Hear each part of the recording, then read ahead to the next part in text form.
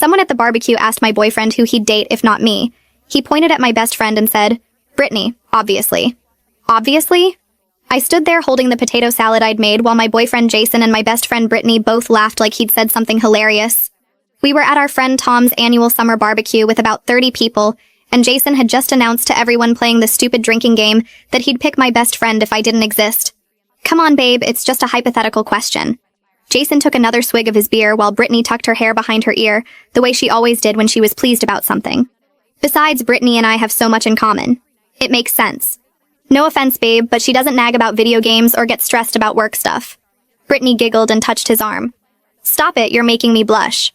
She was loving this attention in front of everyone. But yeah, we do vibe really well. Remember that concert last month? The concert I couldn't attend because I was working overtime to afford Jason's birthday present.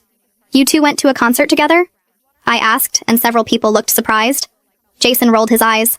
You were busy like always. Brittany stepped up. That's what friends do.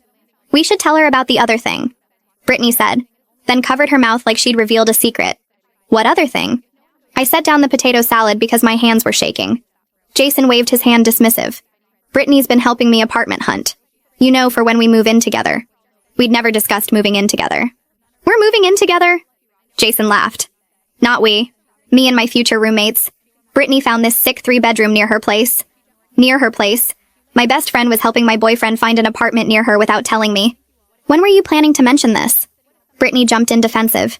He needs his space. You're always suffocating him with your need to know everything.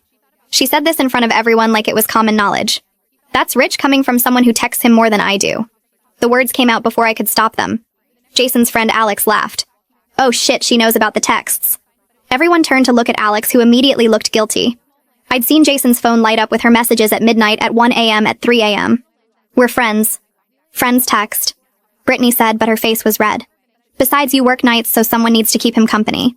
Tom's girlfriend Lisa pulled me aside. Hey, maybe we should go inside for a bit. But I wasn't moving. No, I want to hear more about how my boyfriend and best friend would be perfect together. Jason stood up annoyed. See, this is why I said Brittany. She doesn't make everything a drama. He walked over to the cooler for another beer. You're exhausting sometimes. Brittany's just easier. Brittany nodded, supportive. You do tend to overthink things. Like when you got upset about me borrowing your dress without asking. The dress she'd worn to Jason's cousin's wedding that I wasn't invited to, because they only had one extra spot. You went to his cousin's wedding? People were really uncomfortable now, but Jason and Brittany seemed oblivious. You were working. Again. Someone had to be my +1. Jason said like this was reasonable. Brittany looked amazing in that dress, by the way.